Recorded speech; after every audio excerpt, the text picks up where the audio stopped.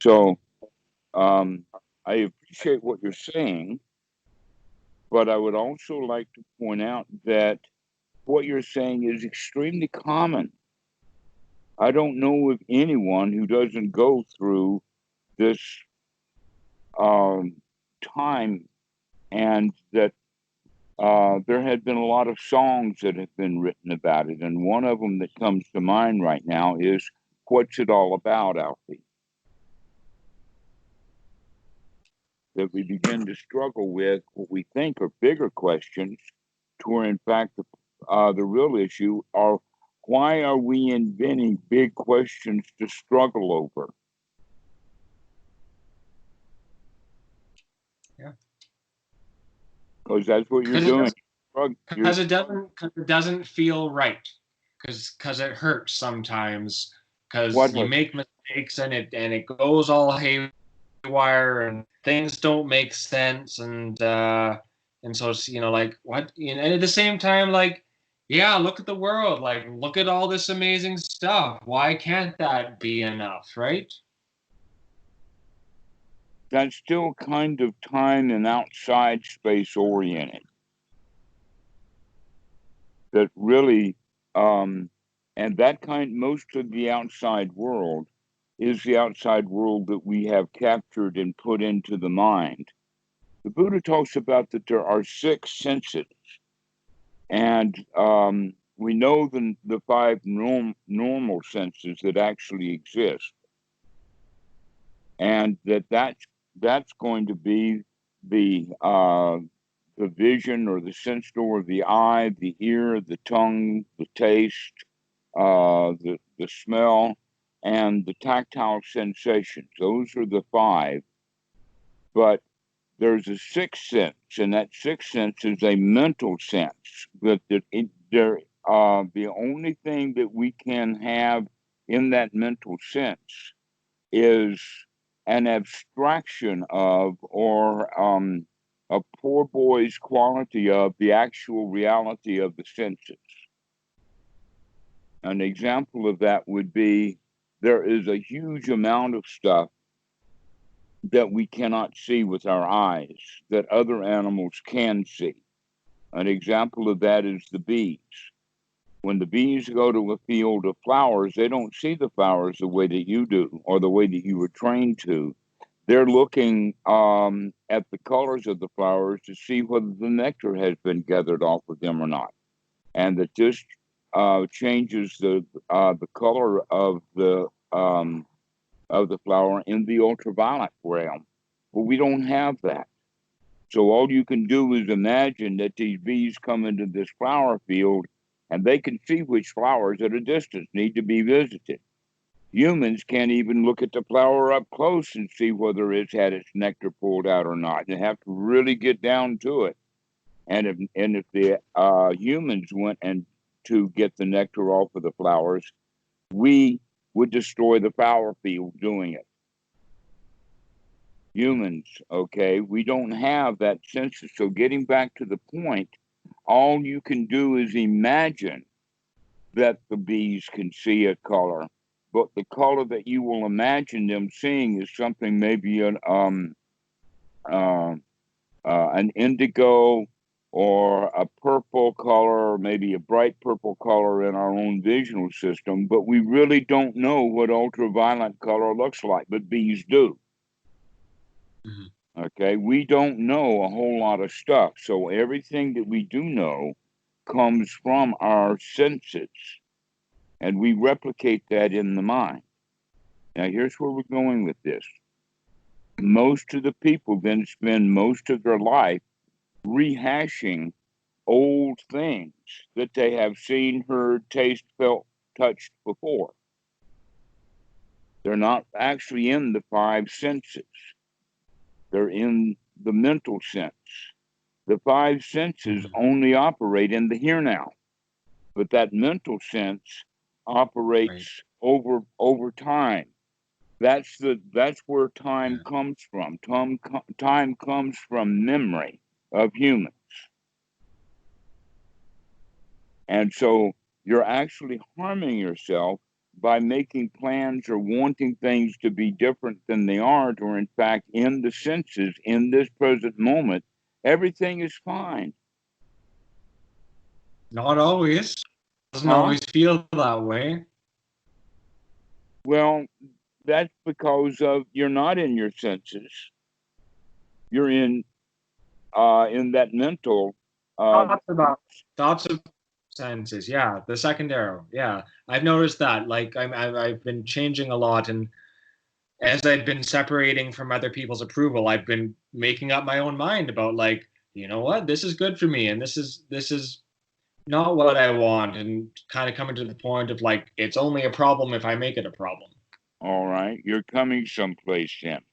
What we need to do is to make up our mind. But the first thing that we need to do to make up our mind is to empty the mind so that we can make it up. Because normally the mind is already made up, and you know how your mind is made up, and it's made up of all over stuff. And you're looking for this, that, and the other thing. It's scattered. Yeah. What the actual outcome of the Buddha's method, and I use here the word method as opposed to the word path, even though that's a good way of using it. Often we don't think of the path as a path in the sense of a method or a way of doing things. We think of it in the sense of a way of getting someplace or a way of going, like a footpath or a highway that's got an end to it. Okay, so let's take the word path out of it, because in English language, the word path has that quality of future orientation, like you're going someplace. Okay. And think of it more as a method of how to manage this moment. Yeah. And when we manage the moment, when we have the method going, what that means is the mind becomes unified. We become whole. We become a unit. But mostly humans are not unified in the mind. They're scatterbrained. You want this, you want that, you want this, you want that, you want this, you want that, and it's all over the place, okay? And so working with this present moment to get the mind cleaned out so that we can then feel the way that we want to feel. So defining who you are or making up your own mind about who you're going to be, or who you actually are in this moment, is a better way of saying it. Who you actually are in this moment can only be defined once you sort of, it's kind of hard to write on a teacher's blackboard in school when it's already got completely full of stuff. Sometimes you got to make a few erasers. You got to make some space in there. Okay. And so this is what we're practicing with Anapanasati, that as soon as anything comes up in the mind that is preventing us from being in a state of joy in this present moment, we throw that out. Yeah. So we keep throwing out the past and coming back to this present moment. I with your teachings, it's influenced me a hell of a lot, and I am experiencing like more and more resilience, more and more. I don't know, like I'm trying to find a way to turn everything into a positive, like you were saying, and but you can't until you clean it out. Okay. That's About future orientation and this issue with my approval. So I wouldn't have known this without meditation, but I am constantly fantasizing about saying things that other people think are wise or beautiful. Constantly, like 70% of my mental activity. And I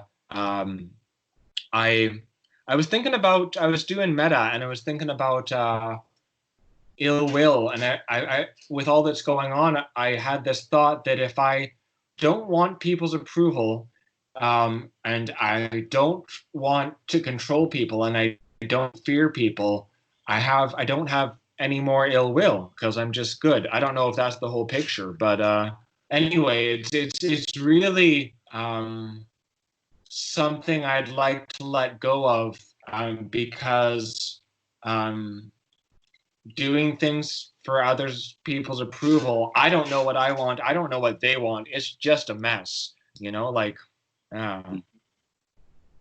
Well, there's ways of looking at that. Look, the song comes to mind, "Looking for Love in All the Wrong Places," looking for love. Have you heard that song? uh not as such, but yes, absolutely. Yeah, it goes something like this. It's a cowboy, female, twangy voice kind of thing. Yeah. Okay. Looking for love in all the wrong places, looking for love. All right. So that's basically the way that the song goes, looking for love in all of the wrong places. And that song is so characteristic of human life. Mhm. That you're looking for love in all the wrong places. We have to actually define love properly. But in the way that you're talking about it, is looking for love from other people and their approval, and saying things to them that will show that you're wise and intelligent, so that they will like you. Yeah. Right? It's not working because I'm not wise. Well, No. it doesn't work for most people, even Yeah. when they get it. Yeah.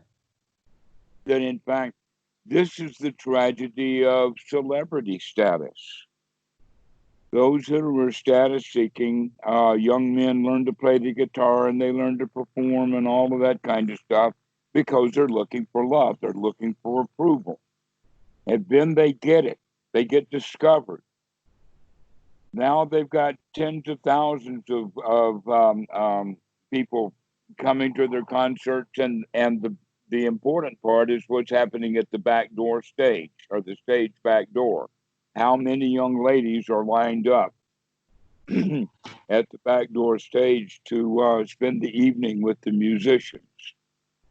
And the musicians are looking for love, and the girls at the back door stage are looking for love. And they're both looking for it in all of the wrong places. So when the celebrity has what he is looking for, he is still disappointed. And this is why so many celebrities commit suicide. From John Belushi and the drugs and all of that, because looking for love, they found the love that they were looking for and it wasn't satisfying. Mhm. Even in celebrity. And that's exactly what you're talking about. You're looking for, if I can become a celebrity in my own world, then people will love me, and then I will get the love that I seek. All right? And I've had people do all the things that I'm looking for, just like you're saying, like say, wow, Devon, that really helped me, or wow, that's so smart. And with my history, actually, it's like I actually don't feel lovable. And so when they say that, actually it's just cold. Like when it actually happens, like honestly, like the fantasizing about it is You more don't believe satisfying it. than it. That's what you're saying. Pardon? When they praise you, you don't believe it. Yeah. Okay? Even when they praise you, you don't believe it, which means that even though you're out looking for love, you're not going to let it in. Yeah. And so, whether you're doing it in the loser's way of the poor nerd, or you're doing it in the way of the celebrity, everybody still fails at it because they're looking for love in all of the wrong places. So, where's the right place to look for love?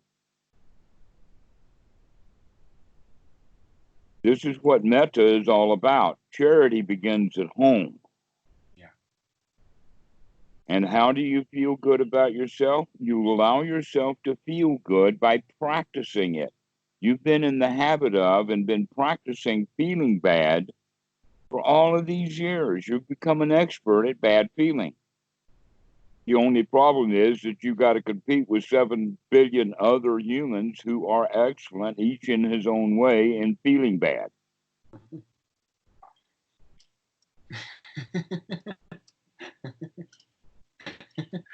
For just a split second there, I thought I had something with my misery. Took it away right away. All right. So this is why it's important to actually practice in the moment, practice to become satisfied, to remember I don't have to think about things that way. I do not have to teach other people Dhamma in my brain in order to get their love. Okay. But if I am overflowing with the Dhamma, Yeah. then that overflow is going to spread. A lot of people look at metta like that in the sense of giving it out as it's manufactured, or they actually try to manufacture it. In fact, some of the phrasing that some teachers use will be, "May all beings be happy." May all beings be happy is actually a hope for the future. Mm-hmm. And it also has the hope of it, may all beings, including me, be happy. So practicing metta in that way is nothing more than just repeating and practicing hope.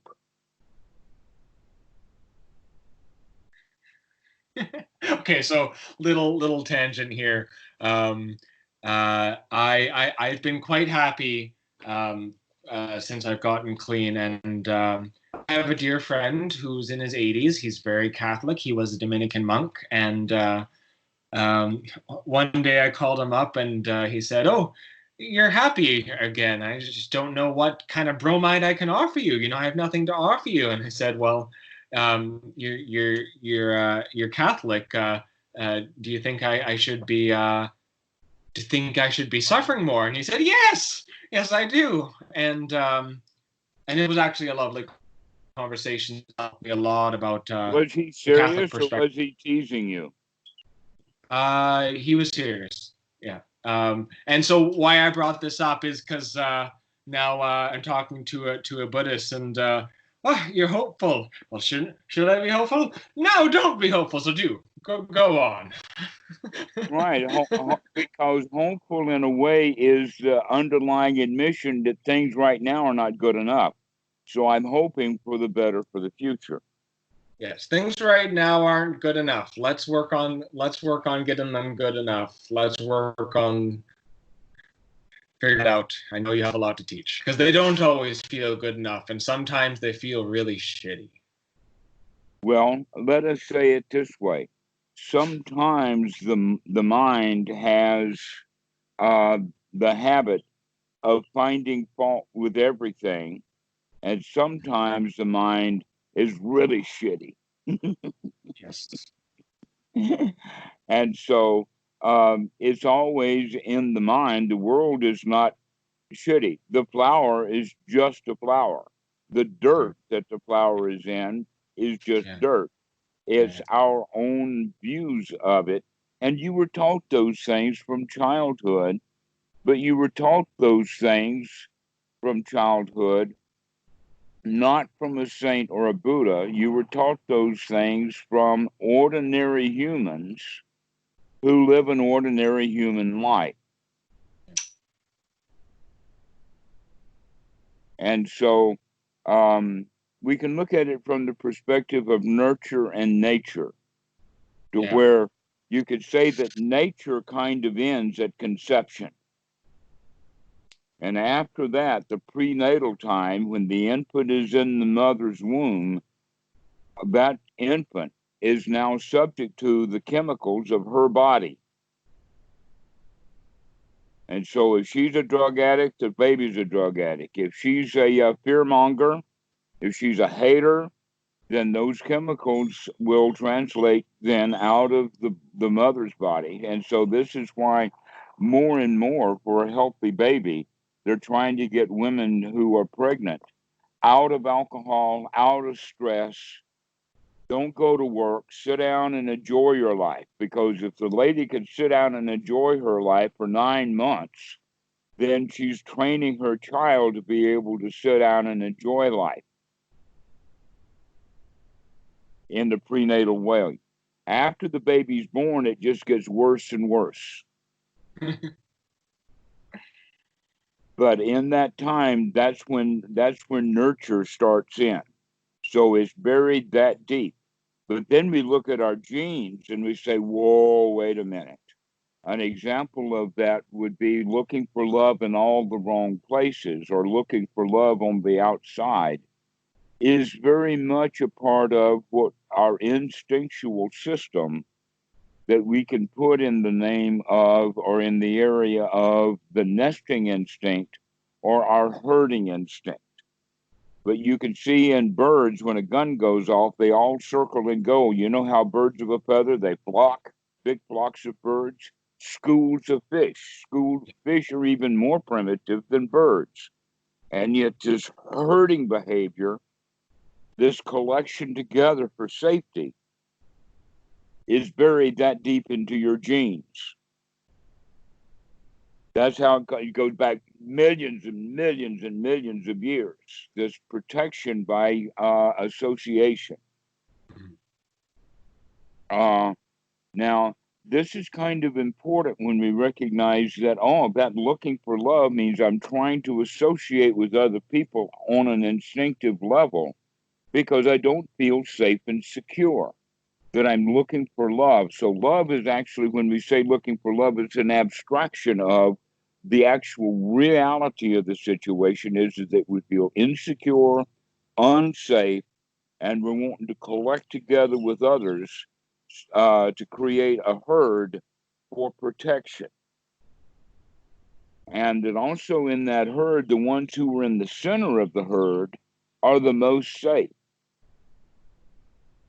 The ones on the outside of the herd, like a herd of wildebeest, are going, the ones who are on the outliers are the ones that the lions are going to eat. I can hear you. I don't know. Are you talking yet? You're back. Last thing I heard was those in the middle are the most safe. The last you heard was what? Those in the middle are the most safe. Yeah, okay. The ones in the middle of the herd are the most safe. That means that the girl in high school that's the most popular, she's in the center of her little herd. But often those girls in that herd are still not the herd doesn't make each individual member of the herd actually safe. It's still dangerous.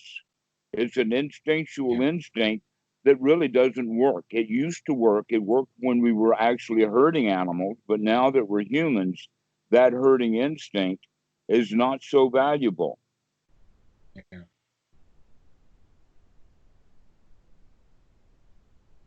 So that's how we are looking for love in all the wrong places, is because we're trying to join a herd, because we feel insecure, we feel unsafe.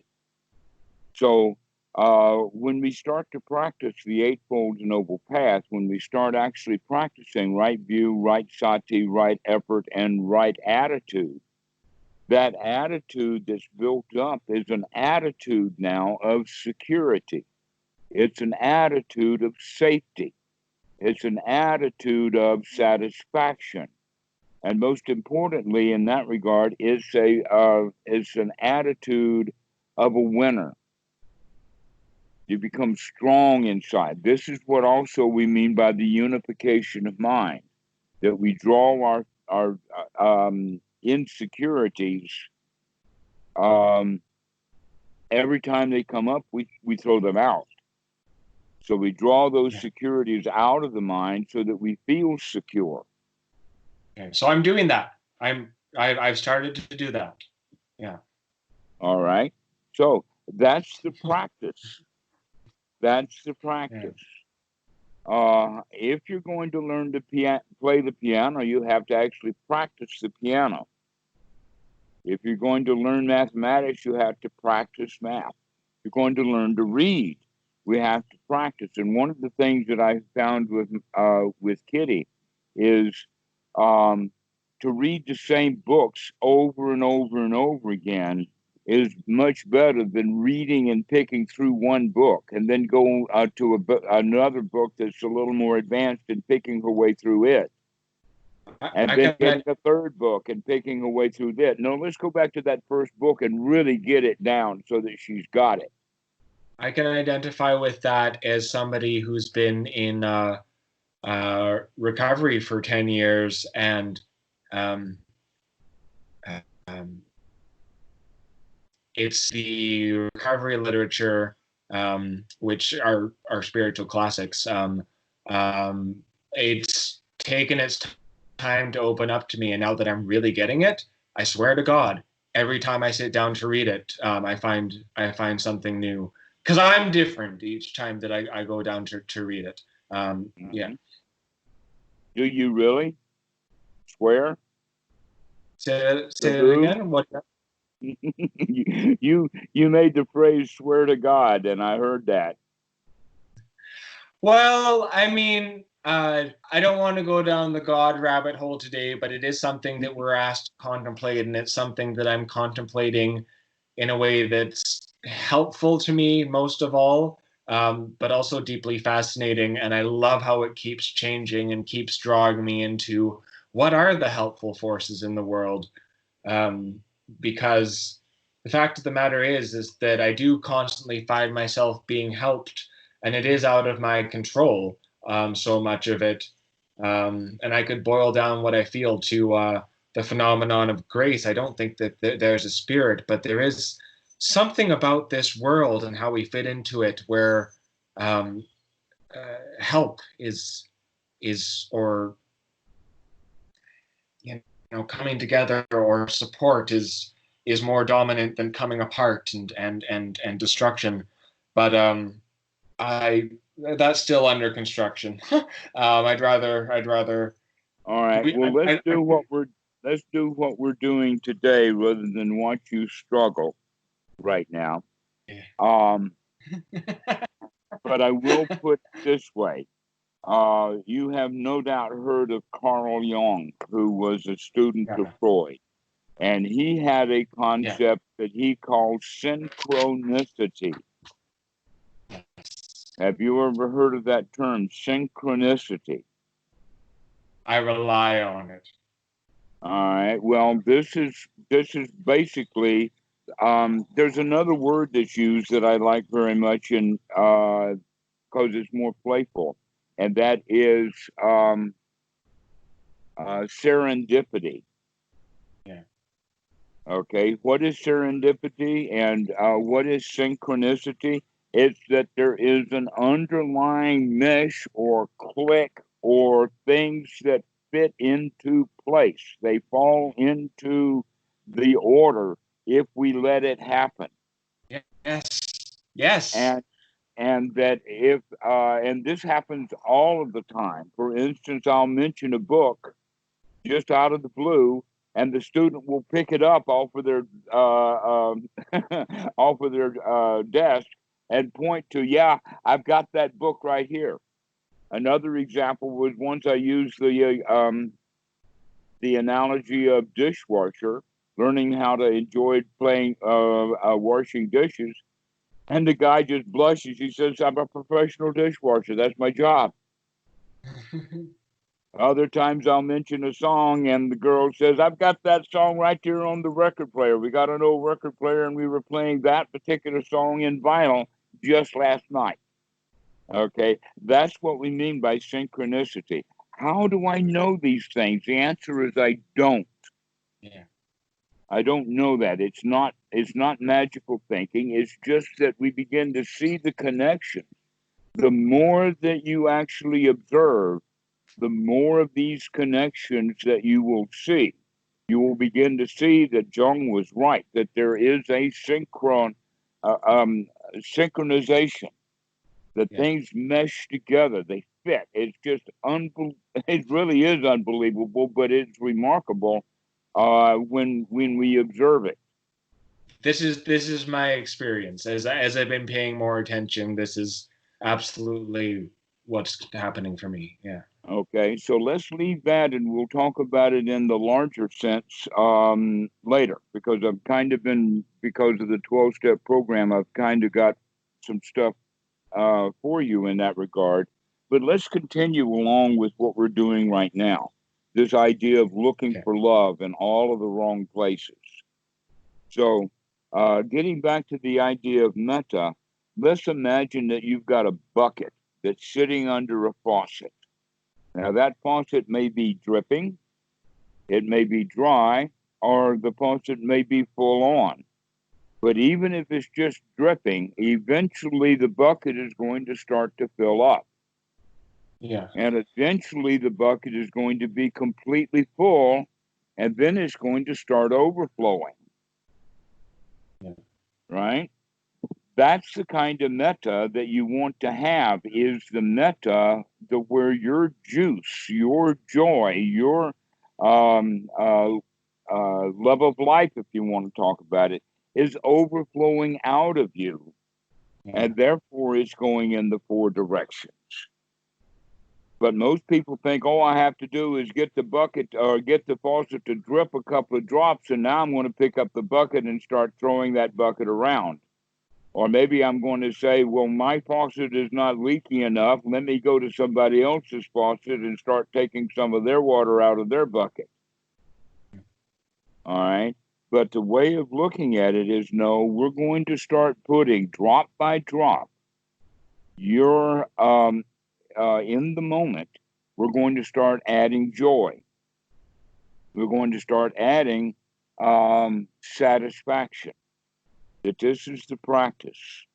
One's right effort has two components. One is to take a deep breath, and the other one, excuse me, is to gladden the mind, to perk it up. Because normally when the mind is in thought, it's at basically it's in a dissatisfied state. You have to make the actual intention of coming out of the dissatisfied state into a state of satisfaction. And we need to practice that over and over and over again. Just like you're not going to learn how to play the piano if you don't practice it. You're not going to learn to become satisfied in life unless you practice being satisfied. And look how excellent you are at being dissatisfied. Mhm. And when we're dissatisfied, then we say, oh, well, I need something to be satisfied. No, you don't need anything to be satisfied. But our whole culture is based upon that you need to get something else on the outside in order to be satisfied. That there's some sort of hole or leak that has to be filled up in the bottom of the bucket. No, the bucket's okay. You're all right. You just need to add some joy. Okay. So here's an explanation of that. In the 1950s, automobiles were sold by putting a beautiful lady in an evening gown or a fancy dress standing beside the automobile while it was on a turntable, selling the car that way, thinking the guys were intentionally invited to think that if you buy this car, that a girl like this will somehow come along with the car, or the car will be some sort of chick magnet, so that if I buy the car, I'll get a girl. That's sold. That's part of the business world. This is the bait and switch of all the society. You have been raised on that, as have all of us. And it's almost like the indirect method. I'm at A and I want to get to C, but I need that car at B first. So I go to B to get the car in order to get C, the girl. All right. But in fact, the girl is not what we're really looking for. We're looking for the love that we think in our mind that we're going to get from the girl. And so we buy the car, then we get the girl, and we're still unhappy. I mean, look how many rich men have really beautiful, what they call arm jewelry, or what's some of the words? You know, that they've got a beautiful girl at their side, which makes them feel more like a man. Except that Trophy. those were trophy girl, right? A trophy wife. Yeah. Okay, but trophy wife marriages don't last. The girl is in it for the money, and the guy's in it for the trophy bride. But they originally were looking for love, and neither one of them found it. You want to know an interesting story from my background? Okay, all There's right. in my grandmother's mother and father. So this must have been in the early 1900s. They were they were they met each other, um, at some fancy rich people party, and they thought they were both something else, and they had a kid. And, then what it turns out is they were both gold diggers. They had both been putting on their fancy clothes and fooled each other that the other was rich, and then they left each other, and my aunt was passed around to relatives, and I'm still living. I'm still living in that suffering, in that trauma. I can see how it's been passed down. So, But that's not unique.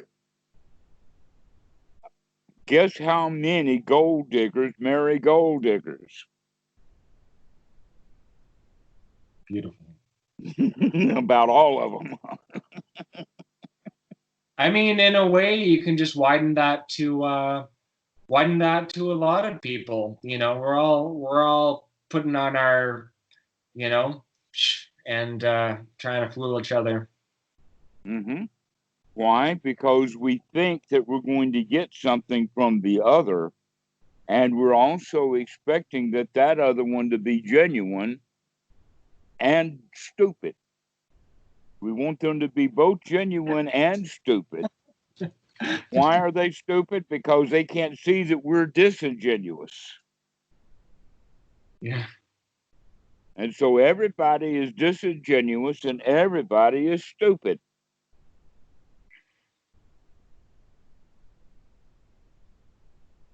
And that's why there's so much fear associated with it. The fear of rejection and all of that kind of stuff is because people mostly, they don't feel genuine inside.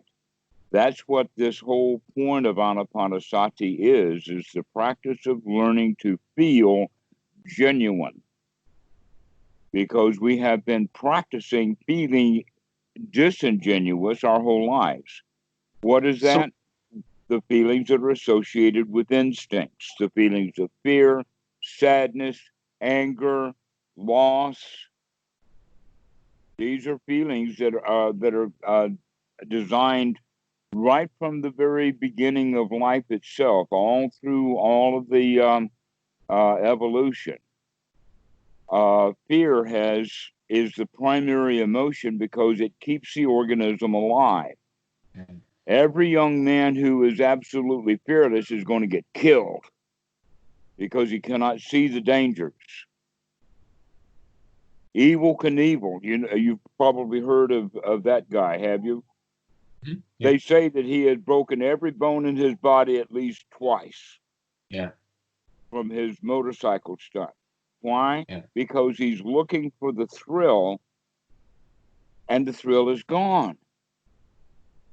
but he doesn't actually recognize. Maybe in his old age, he eventually figured out, wait a minute, all this stuff I've been doing is really dangerous and has hurt me a lot. Yeah. Okay. So there is a situation where people do not see the danger.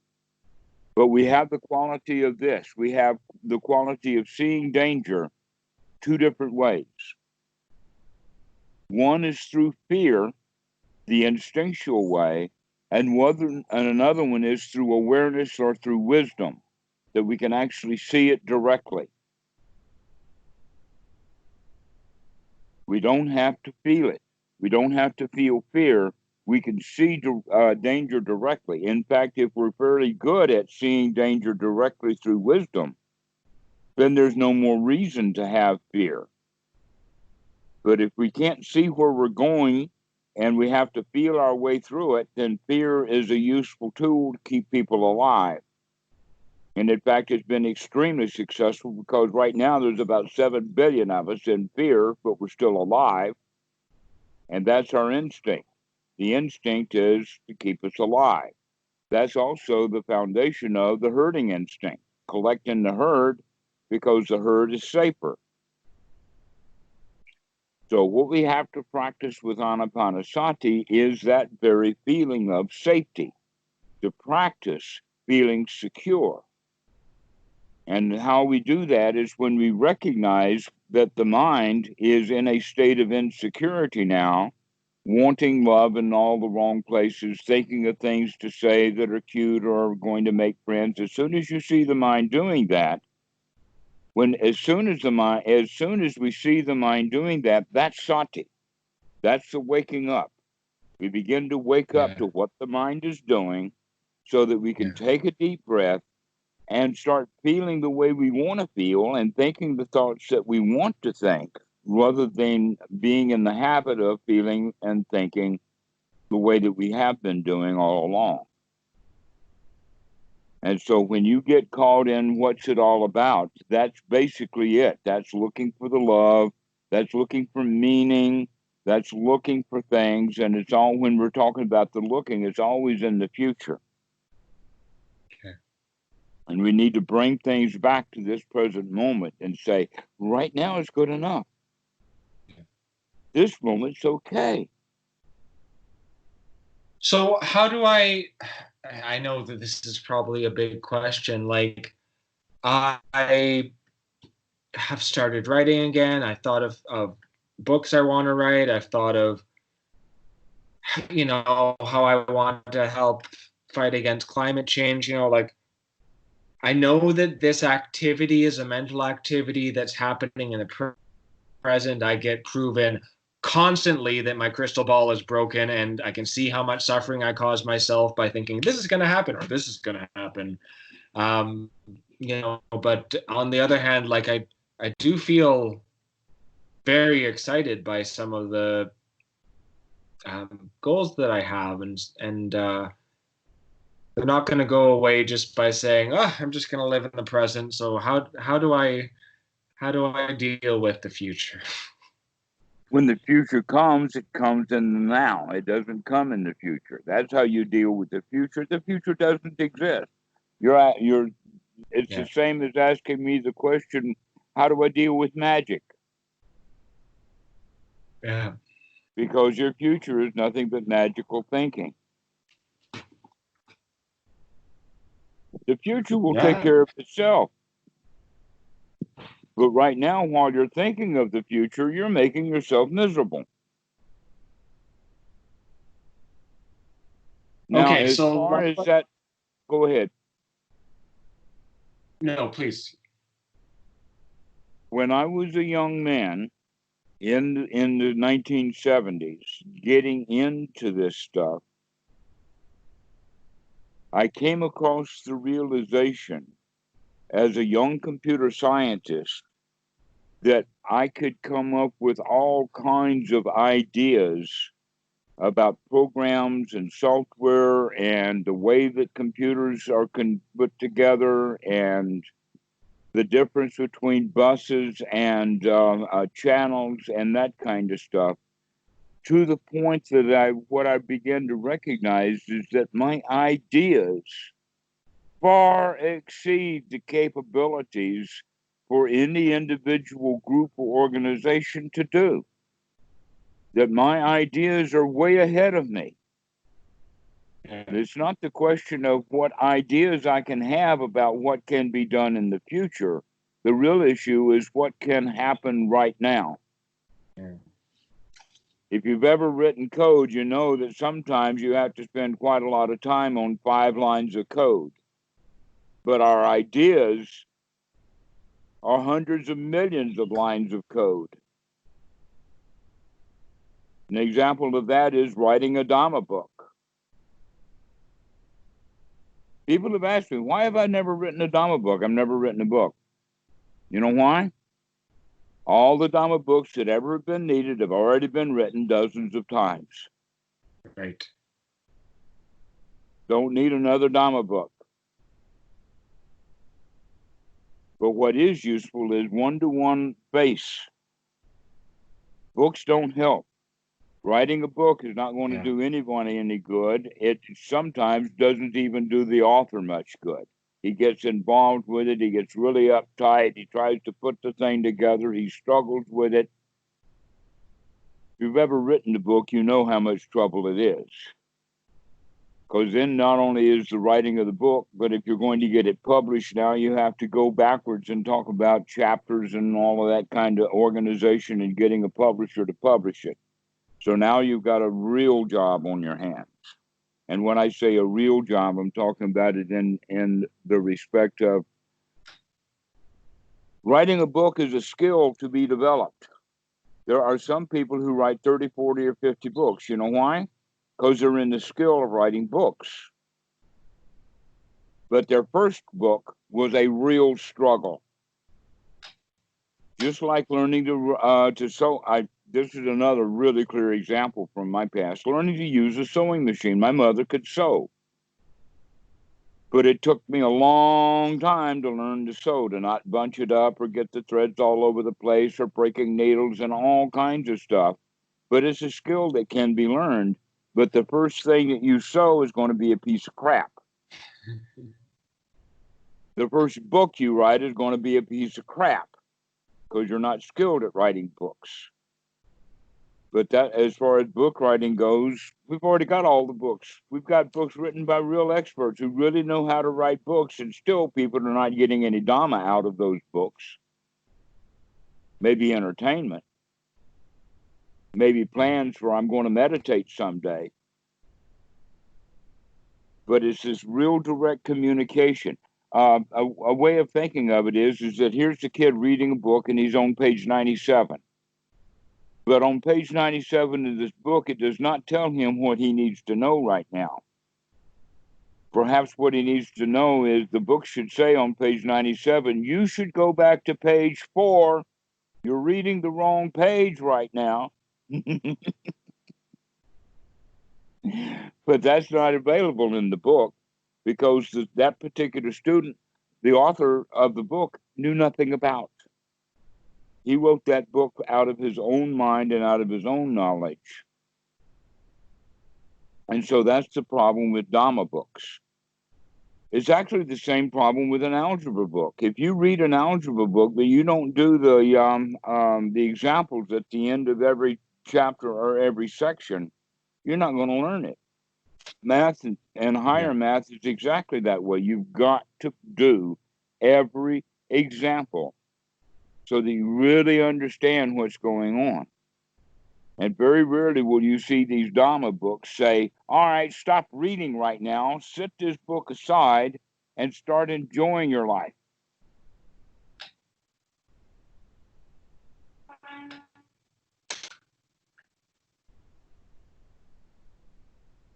So that's so much for books and ideas. Millions of ideas. The mind is full of them. If you're an idea man, there's tons of ideas.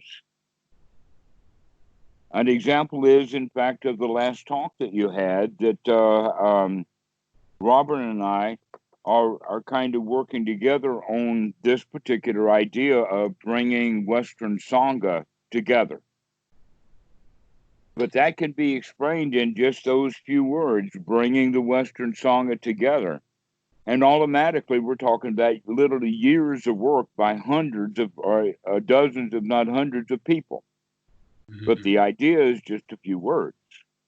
How many different few words can you come up with? How many millions of ideas that will take huge amounts of effort? I mean, an example is the idea of a bridge is not the bridge. Think of a bridge across the river. There's bridges in Vancouver. The guy who designed that bridge was an architect sitting in an office someplace, and his bridge design was not the bridge.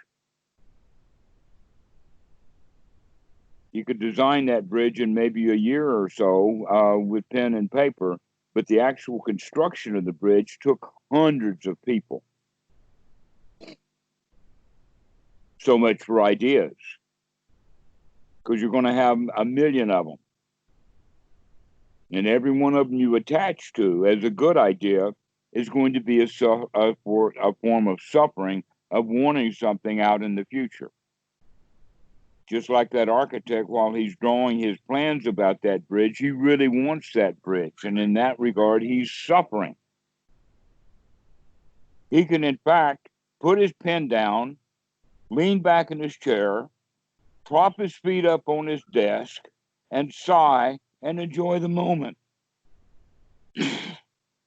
But he doesn't. He's driven. He wants something. And the whole teaching of the Buddha is, why do we go around wanting things? Why do we keep designing bridges on paper? Why do we keep thinking about books to write? Why do we think about global warming? The question is, if you could be happy now, if the weather changes, can you be happy then? If you are happy now in this location, but the water floods in and you move, can you pick up and move happily? And when you relocate, can you sit down and be happy? So happiness and joy and being in this present moment has really nothing to do with global warming. Then, in fact, the global warming activists probably warm the planet even more than they would think, simply because they drive their cars to the rally to protest global warming. Yeah. Funny like that. Sure. Huh? If you want to protest global warming, then sit at home and do nothing. Each one of us do our own little share of global warming resistance. This is, in fact, why I think it's so funny about the coronavirus 19 is that it's what I call poetic justice department of the giant karma machine in the sky has brought coronavirus and has brought it so that the planet Earth could take a breather by taking the breath away from the humans. I like that. That's poetic justice now, isn't it?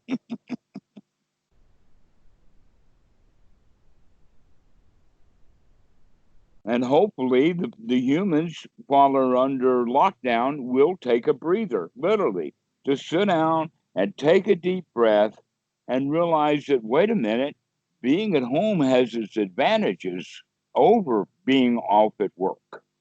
And people are beginning to examine their lives, and I think that that's a really great benefit. Now, there's quite a number of people, and in fact, you can think of it like this. The people who can think their way, or that they have enough wisdom or enough higher mind to recognize what's going on, they're the ones who are actually beginning to enjoy it. Yeah. But it's the ones who live in the primitive mind, when they're living in fear, when they are manipulated by fear, they get stir crazy, they have cabin fever, they want to go and do things because they cannot tolerate how they feel in the moment. But they're not even looking at how they feel in the moment. They just want to escape. Yeah. They want out. But if each one of them would sit down and take a deep breath, they'd realize, well, this moment's not so bad. Right now, it's pretty good, in fact. This is why the Buddha called himself Tathagata. That was the name he gave to himself. He did not give himself the name Buddha. I don't even know where the word came from. I mean, it's in the sutras, but why would they call him the Buddha when he called himself Tathagata? Why did he call himself Tathagata? We'll look at the word and you'll see tatata and go, or ga. That means to move out of the past into the present moment. It's confusing because of the bad Pali translation of that tatata is translated as thusness. Now, how King James Version translation can you do here? Thusness? Nobody uses those kind of words, but it's pointing to thisness, or this is it, or the here now, or the present moment. We don't even have a very good definition of the language. I like Ram Dass had be here now. Yeah. Be here now, rather than being someplace off in the mind,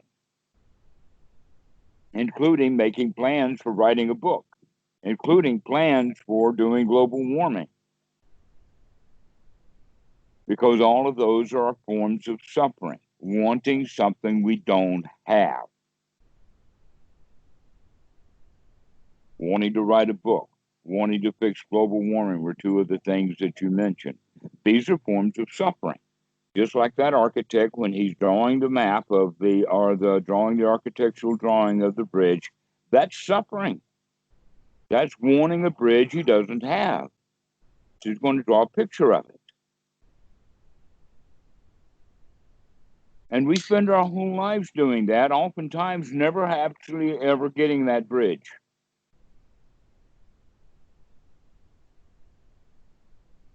Never getting the bridge. Just drawing more pictures of more bridges, but never really getting one. Yeah. So you don't need the bridge. Thinking that we need the bridge is looking for love in all the wrong places.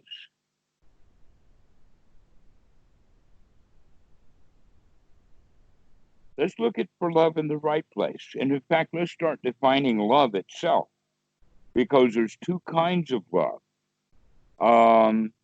There is a kind of love that is altruistic and non-selfish. And then there is a kind of love that is selfish and has a quality of wanting. The young man who proposes to the girl, that's a selfish kind of love. He presents a flower and a ring, hoping that she has enough greed in her mind that she can't tell the difference between the diamond ring and the rose and the guy. So he gives her the ring, he gives her the rose, and he proposes because he wants her and she wants him. But then they wind up not living happily ever after, because now you've got two people looking for love in all the wrong places. So this kind of love is a selfish kind of love, and we can hear it in the language. One of them is the example of two women in a party talking about a woman across the way there. Don't you just love her dress? And it's said in a really catty kind of way, all right? But they're using the word love, but they're looking at it in a very selfish kind of thing. So when we're looking for love in all the wrong places, that's the selfish kind of love that we're looking for, to make me feel better. But the other kind of love is altruistic. It's non-selfish. The Christians call it agape. And basically, that's the love that overflows after your bucket is completely full. When you've gotten all the love that you need on the inside, it dribbles out all over the place and you start loving other people. Compassion grows like that.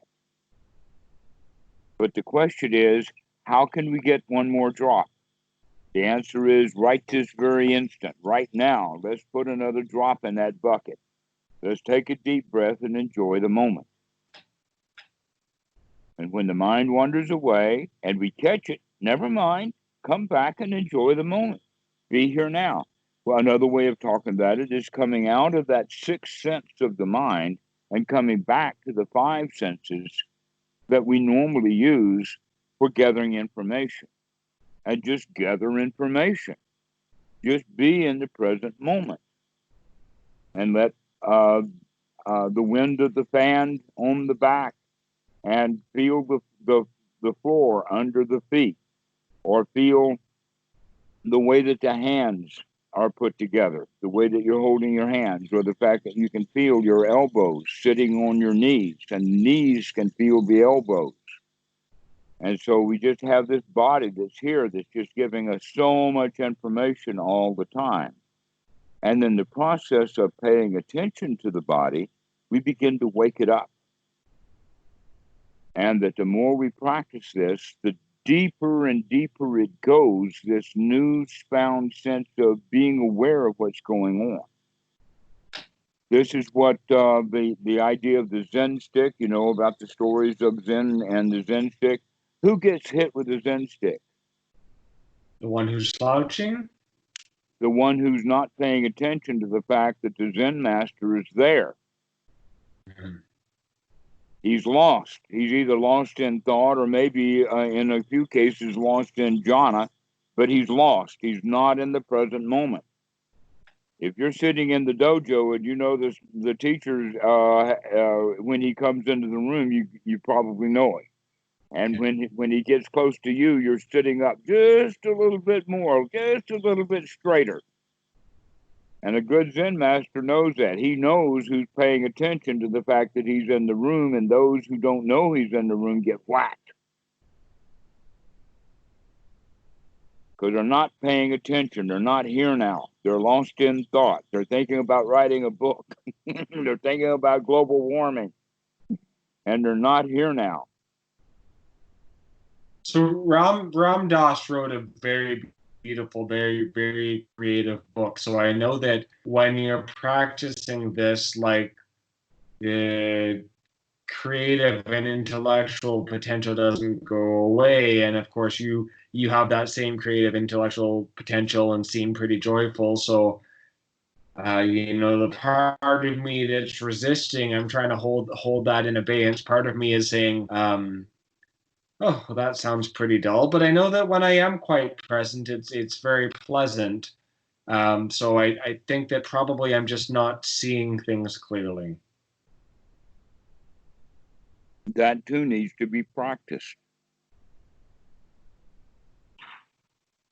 That this is a whole group of skills to be developed.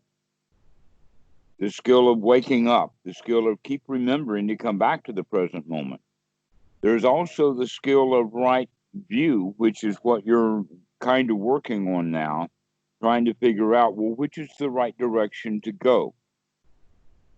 Most people, when they begin to understand that being in the present moment is, in fact, a much superior way of spending that moment than lost in thought or lost in space, especially if the thoughts are about some tragedy or something bad that happened or some event that happened that we feel incomplete. An example of that is the guy who goes into the meditation hall and sits down to meditate, and all he's doing is just thinking about the argument he just had with his girlfriend. And so he starts planning and thinking about what he's going to say when he gets up off of his meditation cushion so he can go back and restart the fight.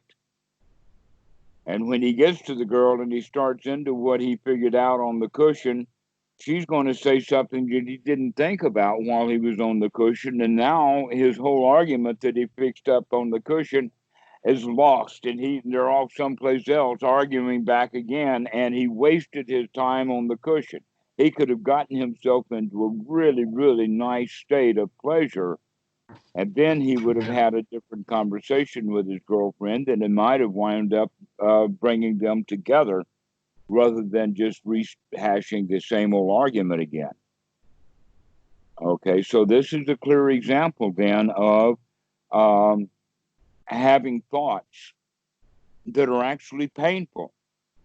Yeah. And we think the way to get rid of that pain is by fixing something. Yes. Yes, I do. Yeah, go on. Instead of just throwing the pain out. Here's an example of that. The old man in the ancient times living in a hovel, and he lays down and he feels anxiety. And he starts thinking about, why do I feel this? Something's really. And so he says, I know what it is. And he goes out and he fixes the fence, because he knows that if they don't fix the fence, the goats will get out and the wolves will get in. But after he fixes the fence, spending half the night, he comes back in and he lays down, and guess what? The anxiety comes back again. Yeah. It could have been that the anxiety was there the whole time he was fixing the fence. But he was too busy fixing fences to recognize that he still was feeling anxiety, and that the fence fixing didn't cure his bad feelings. Okay, so we have an object lesson in my life right now. I broke down. I got nicotine gum. This is my last pack. I've been doing well with the smoking. It's helped me being more mindful in the things you've been talking to me about. Tomorrow, I'm going to run out and have a little bit of anxiety. So, and the feeling of like, oh, you're not going to be able to resist a craving. Just give in so you can stop resisting. All the different shit that my mind throws at me. The armies of Mara are at my gates. So, all right. Well, what you can do is that you can enjoy that you can resist, rather than resisting in a struggle, because resisting in the struggle is the loser. It's the victim that you have been playing for a long time. But you can resist as a champion. You're bigger than that cigarette. You can handle that thing. That cigarette is not the boss of me. I've been trying to cultivate an affection for that struggle of like, yeah, I'm doing it. It's hard. I'm doing it. Yeah. So it's hard to do it. Everybody is hard to do it. But you also know, as an aside, that in the 1960s and before, the majority of the adult population smoked. Yeah. I have not seen anyone smoking a cigarette literally for months. Yeah. No one smokes anymore. How did an entire population stop smoking? The answer is because you can. You can stop smoking. That's right. And that's kind of a way of, in a sense, that's a little bit of taking refuge in the Buddha, in a sense of like, I know that it's possible for some human being has done it, so I can do it too. Mm-hmm. What I meant is that I've been, when I'm like, it's difficult, but I'm doing it, and I'm in that fight, I've been saying like, oh, this is actually really good. Like I'm struggling, I'm fighting. This is how I free myself. Like, okay, that's what I meant. All you have to do is take the struggle out of it. You're not actually struggling, not in the real sense of struggle. That the cigarette has not wrestled you down to the ground. It's just merely a sensation in the body that you're dealing with. Yeah. Yeah, because honestly, the actual physical craving is not very intense. I wasn't smoking that much to begin with. This is a low dose of nicotine in the gum. What it is that I have a dozen years of giving into craving and resisting craving and then failing, and how painful that's been. So there's just a lot of pain and fear associated with it. Mm-hmm. Well, and self-loathing. And here's an easier way then to do it, because all of that still has a long-term goal mentality. And how you can start to do that is you can say, all right, I can feel that need for a cigarette, but I'm going to sit here and watch that sensation for only 5 minutes, just right now. Later, I might give into it, but right now, I can resist it. Right now, I'm champion. Yeah. So don't think Right. about stop smoking next week, or don't think about not smoking the cigarette next week. Think about not smoking it right now. Yeah. That's back to that be here now. Everything is just in the moment. Stop trying to plan for the future and develop the skill that you need right now. So if you can actually, when you recognize, oh, I really need a cigarette, oh, I gotta have one, we can say, well, one minute, just a minute, let me take a deep breath and enjoy this moment. And in a few minutes I'll have a cigarette. But right now, I'm not going to have it. Right now, I'm just going to sit here and enjoy the moment. That's right, because I'm not responding to the future. I'm responding to right now. Okay, I dig it.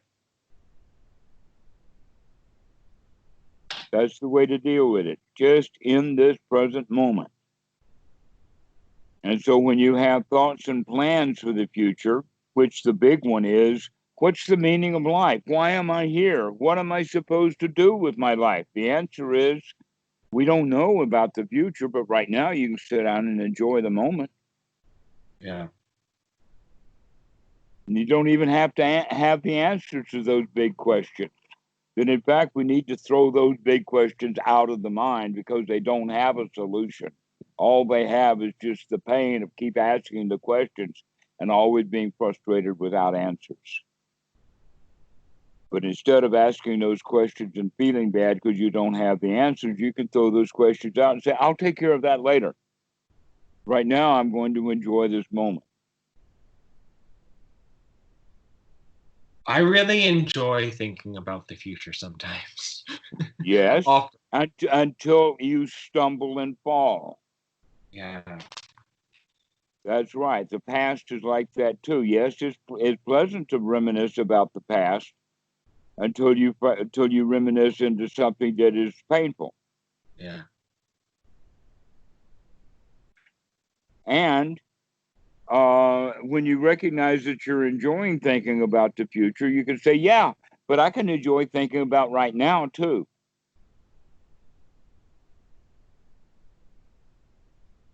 Now, there's a certain amount of things that need to be done. There's a very, very little amount. But an example would be that if I have to go to for a visa, because I still have that in that issue in Thailand.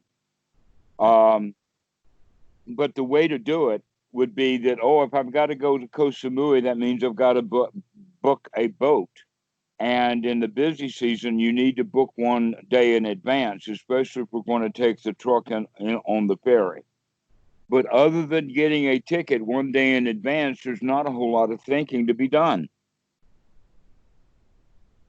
And yet many people will think for months about that visa, even though there's 10 or 12 or 20 pages of documentation that we've got to get done.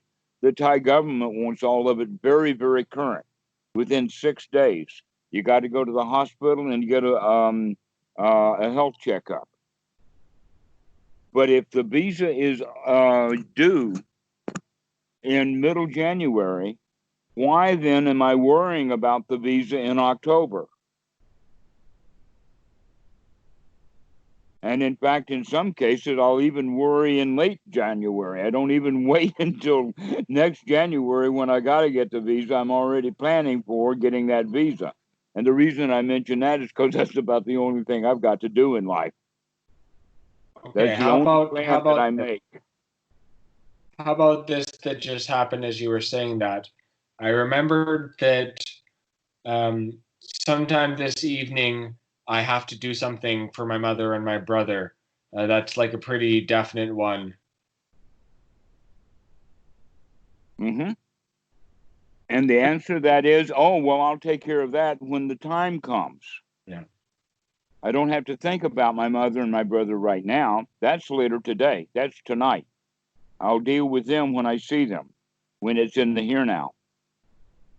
But it's possible you can think about your mother and brother now and get all worked up, and then you go to see them, and while you're talking to them, you're thinking about something else. Yeah. Yeah. And so now you've lost two opportunities to be here now. I mean, I guess the place that all of these things that I'm bringing up are not from the place of it's good to be in the future or the past. Like I'm already convinced that I want to be here now. I just don't understand how to do it. Remember to be here now. Yeah. That's the sati. You have to keep remembering. Oh, I don't have to think about that. Yeah. I can throw that stuff out. This is what the Buddha says. I see you, Myra. Yeah. You see, he was sitting under the bo tree trying to figure it all out. That very important time in the Buddha's life, he came up with that one phrase, aha, I see you, Myra. Yeah. What that means is that all the plans, all the future, all of the crap, everything that he'd been doing in his mind, he now is paying attention to that, and he's seeing that it's keeping him out of being in this present moment. So you can develop that little phrase too. Aha, I see you. I see what I'm doing. Aha, I see that I'm making a plan. Aha, I can see global warming. Aha, I can see that book I'm trying to write. And so that's the way you do it, is you wake up to it and then you say, aha, I see myself doing that. Then I could sit here and do nothing and enjoy the heck out of doing nothing right now. So, I mean, there are lots of Buddhists who do lots of things. You're doing things right now. Your abbot told you to do things. The Buddha did lots of things. Like this isn't about becoming a vegetable. Do I look like a vegetable? No, green top of but a carrot. Yeah. No, you really don't. And honestly, like if after that moment where I watched the zombie monk, if that had been my only exposure to Buddhism, I would have been turned off. So, you know, in 12-step programs, you know, like you're carrying the message by your behavior right now. You're showing me that there's something worthwhile, that it's not just about retreating into it becoming a statue. And I've seen that with other people. A lot of people make that mistake. That's especially true in the West. I don't see that in Asian monks. But in Western monks, because they see photos and pictures of statues, or they see the statues, they don't see a living being sitting there just enjoying himself. They see a statue, and they think then that becoming a statue is like being the Buddha. That's just ignorance. And yet most of the people that I know of, in fact, I've even heard people say you couldn't possibly be a meditator because you're not a zombie. Yeah. Okay? They think that a meditator is one who becomes a zombie. No, we don't become zombies. Zombies are, in fact, a kind of a falseness of holding extra still so that the students can't see any movement is a kind of a zombieism. There's another way of doing it, and that is just, you can also see that even though that I'm animated, I'm also quite still. That the body has come to a rest. There's a restful, peaceful place that we can come to, but many people don't do that. They become zombies instead. It's almost like a rigid holding instead of a relaxed blob. Yeah. I'm more of a relaxed, happy blob than I am a zombie.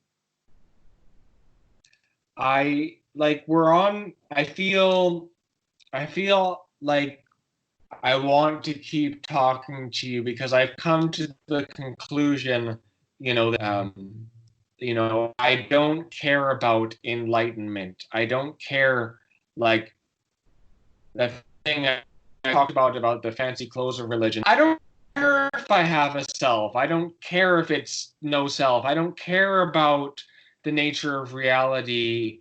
Well, that's a little bit not true, but what it comes down to is I want to enjoy life.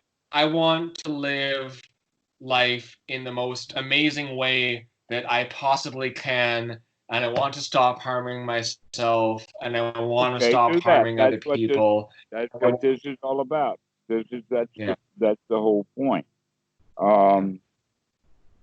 And so let's look at it when you're talking about I don't want to be enlightened or I don't care about this or that. Basically, what's going on with this is that the teachings of the Buddha cannot be conveyed directly. My experience, I cannot just touch the screen like the Christians do. You know, they say, okay, put your hand on the television. Yeah, I like that. Okay. Experience is not transmitted that way. Yeah. What is transmitted is concepts. Yeah.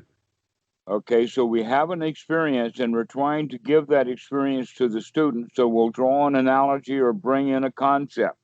The student hears that concept and maybe doesn't understand it. And so they don't get the experience. All right, so the word enlightenment is like that. Yeah. It's a concept. And that when Westerners hear the word enlightenment, by the way, the word enlightenment is not even a Buddhist word. That's a French Revolution word. It's not a Buddhist word, but it's got usefulness and value, but we have to redefine it correctly. Just like we used a while ago was redefining the word love, because there's more than one kind of love. One is a selfish love, and the other one, which we didn't even get into, is the non-selfish love, which is an overflowing. So now let's look at enlightenment. The word light is the primary word, and we have two different ways of using the word light. Like daylight, turn the lights on, the light of my life. Those are the kinds of words that we have that indicate one kind of enlightenment, which is waking up or knowledge, being able to see how things really are. The other kind of enlightenment is light as opposed to heavy, that we're lightweight, that we take things lightly. We make light of the situation. Yeah. So you see how those two different words are that one word is used in two different ways. And so enlightenment basically means is to wake up, see what's going on, and drop the crap. What crap? The crap we see when we wake up.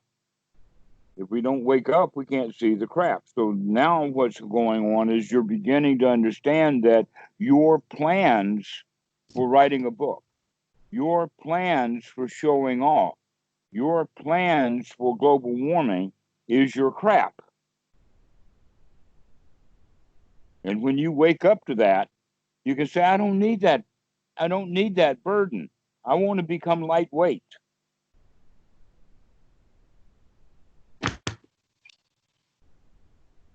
So in that regard, the word enlightenment's got no trouble with it. But when what you're talking about is you want to ignore the concept of enlightenment, the magic.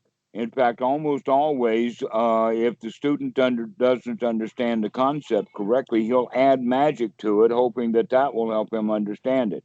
And so almost all the Westerners have a magical understanding of the word enlightenment.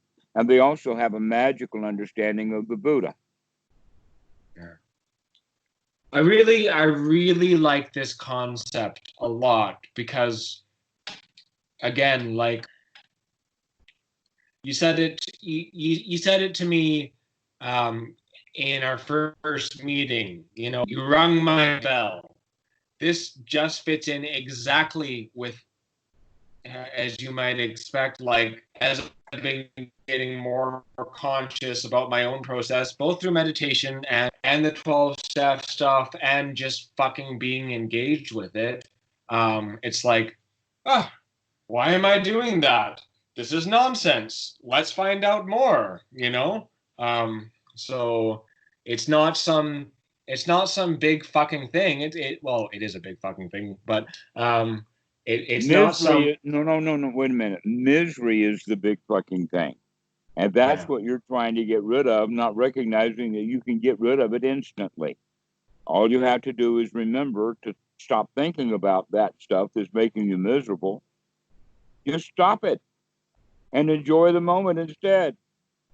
As long as you're miserable, that's a big fucking deal.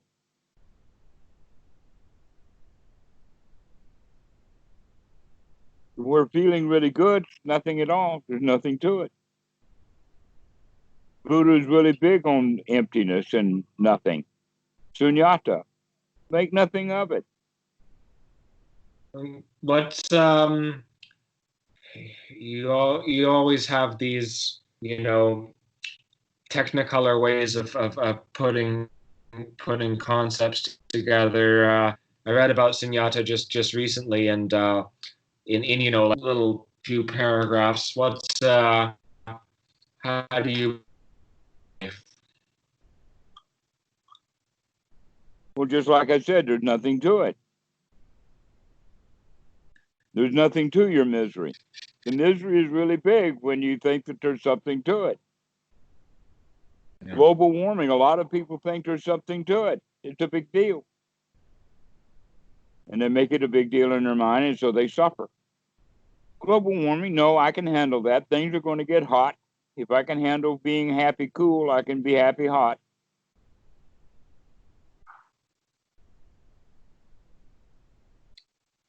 Let me just take this in, because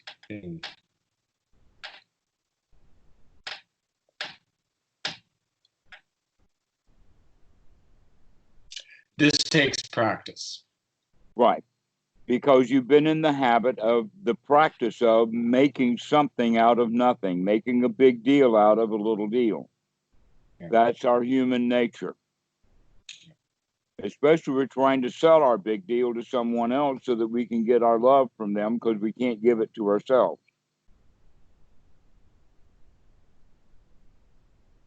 Yeah. Now, I'm not. Loving myself is like a holy mission. No, it's not. Stop making it a big deal. It's not. In fact, that's the problem with the word love. It's too big of a word. It's a 4-letter word, in fact. Yeah. And in that regard, for me, it's a kind of a dirty word. I don't use it unless students bring it up, and then I take a meat axe to it like I'm doing right now and chop it up and say, look at this aspect of love and look at that. All right, so a better way of doing it, instead of looking for love, look for satisfaction. Look for security. Look for copacetic. Look for contentment. Because love is always on a highway. Why is love on a highway? Because we either want to give it or get it. To where contentment is not on a highway, it's just here it is. How are you with what I would describe normally as your loved ones? You talked about your 3 amigos, you have a child. Are you like satisfaction and contentment are words that I would put mere in front of. Love is the highest thing that I've known. Very big in the Western culture. Yeah. Not a big deal in Thailand. Commitment, family connection, friendship. These are concepts that are more important in the Thai system, not love. Yeah. All right. Basically, one of the qualities of love in the West has to do with fidelity. Yeah. Do you love me means do you love only me and not go off to the brothel? Brothels are legal in Thailand. That's not what anybody said who's been to Thailand tells me about Thailand. Pardon? That's not the story you hear from anybody that goes to Thailand. Well, I don't know what stories you're going to hear from people who have been to Thailand, but they're all Westerners who are visiting and they don't have a clue. It takes a while. I've been in Thailand for 40 years. I have at least a little knowledge of what's going on here. I wasn't meaning to contradict about Thai culture, and this is neither here nor there. Love, fidelity. Go on. Okay. So love has a lot of stuff mixed up with it. Yeah. I can use better words that have more appropriate, direct understanding, and that is appreciation. I appreciate what Tam does. I appreciate her knowledge. I appreciate her willingness to help. I appreciate her caring. And I tell her so. When she comes home, I say, I'm really glad to see you. Yeah. But I don't say it out of habit. I say it every time and mean it. Yeah. That when she's in the yard, when she's 50 feet from me, or maybe even 75 or 100 feet from me, I'm already talking to you. Hey, Mama, come home. Mama, come home. When she's still on the motorbike, when she's way out there in the yard, I know it. I'm tuned to that. But do I love her? I'm not sure that I can find a definition of the word love that applies. Affection, the warm fuzzies, the gooey feeling, that kind of thing. What about that? Okay, well, why do you have to call that love? Why don't you call it a warm, gooey feeling? So what I'm making a point of now is that the word love itself is loaded down with baggage. Yeah. And it's almost always selfish baggage. Yeah.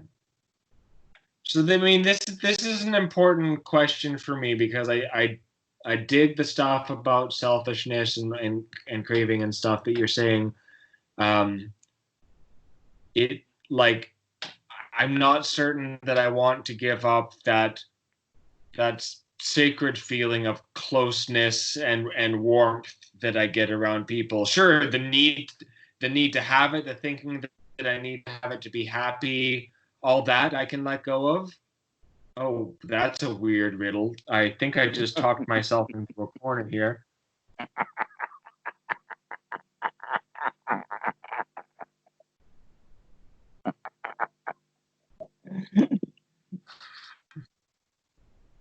So you can enjoy other people's company, yeah. And you can have deep appreciation and a warm, gooey feeling for them.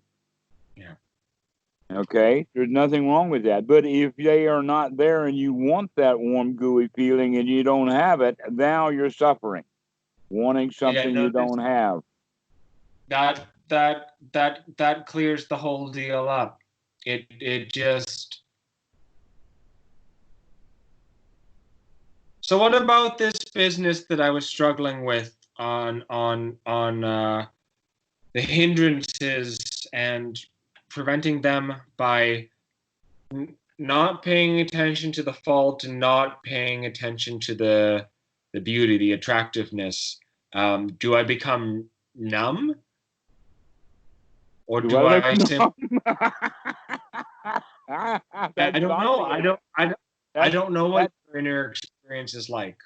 Well, that's again, that numbness is the zombieism, and that's not equilibrium. That is not equanimity.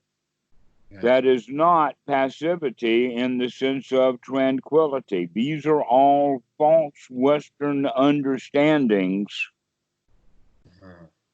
that we're supposed to somehow lose our animation or lose our enjoyment of life. That a lot of monks try to pretend like they're a zombie. They're trying to show something that they don't really have inside. That when you feel really good and comfortable, then you act a little bit more naturally. And naturalness is actually what we're looking at. can you live a really easy-going, natural life? I'm so glad that you said that, because that is the exact word that's been on my mind. This is a synchronicity moment. I've um, been looking a bit into Chinese philosophy, and they talk about less about goals or different things, but just about cultivating good qualities and good instincts, and good action and a good life springs from that. Um, and the phrase naturalness springs to mind, like not trying to get anywhere, but just being with it, just being good. And like I'm not sure that I want to become. I'm certain that I don't want to become numb. I don't want to be tossed around by all the bullshit, and act out in all the horrible ways that I do. But all the colors of life that happen inside me are amazing, and um, I, I, I love them. All right. Well, let's I, look at it this way. Why don't you spend more time in that state? Why do you spend your time in wanting things when you could, yeah, in fact, spend your time enjoying your life, yeah. enjoying what you do find? That's right. Because letting go of suffering just means letting go of resistance, right? Resistance is one form of suffering, Yeah. but resistance can also be joyful. Yeah. Okay, let us put it this way. Imagine the two teams are playing a tug of war with a rope. You know that, where people line up on this side of the rope and the people on. Okay, that that tug of war can actually be a joyful, happy game, or it can be absolute warfare. Hold on a second. That's a major paradigm shift. Why is it warfare? Is because when some people on one team are determined they're going to win, Yeah. when the winning is the important thing, and they're going to do anything to defeat the other team, they're really in a state of greed. They want to win. Some of them will even start lifting weights and become burly so that they can pull on that rope so that they can win. Yeah. And the other team, or the other members of the team, are just enjoying the game. And the winning and the losing is not that important, but it's a whole lot. But you can still pull and resist and pull on that rope and enjoy pulling. Yeah. Or you can pull on that rope with great desire that you've got to win. So resisting or pulling on the rope is, let us say, the activity, the way that we approach pulling the rope, or our feelings about it, is optional, and that we are normally in the habit of wanting to win because we've been trained to do that, winning and losing.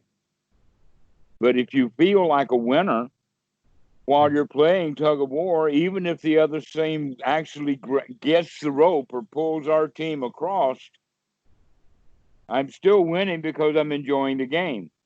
Yeah. This is so interesting. In spirituality and spiritual poetry, you have so much about the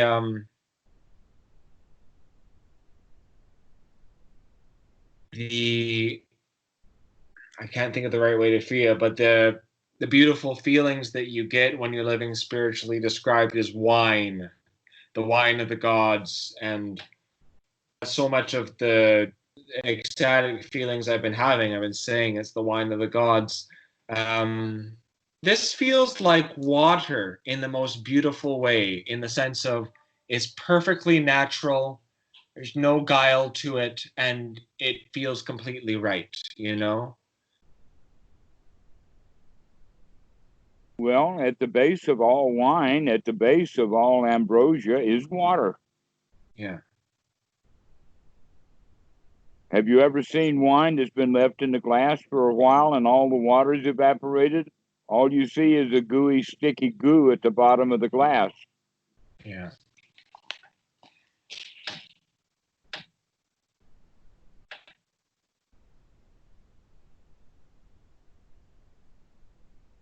Okay, my man. You We've have got a lot to. have We've done got this. lots more to discuss.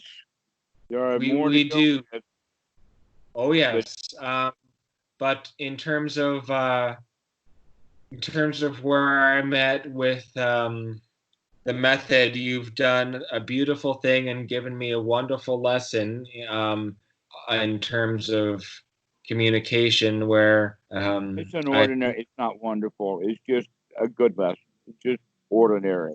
oh let me have my own feelings. I Your superlatives, yes. That's another I thing we can talk about is grandiosity. yeah, we Superlative. probably should. Oh fuck. Oh.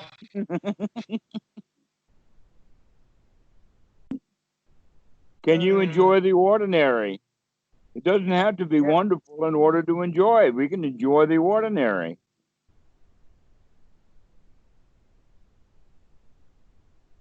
And I'm glad you really enjoyed this ordinary conversation we've had today.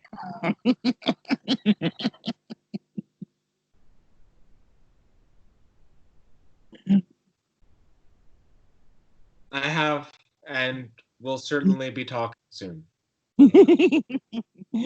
Good. Normally, you have to give up your computer before this time. So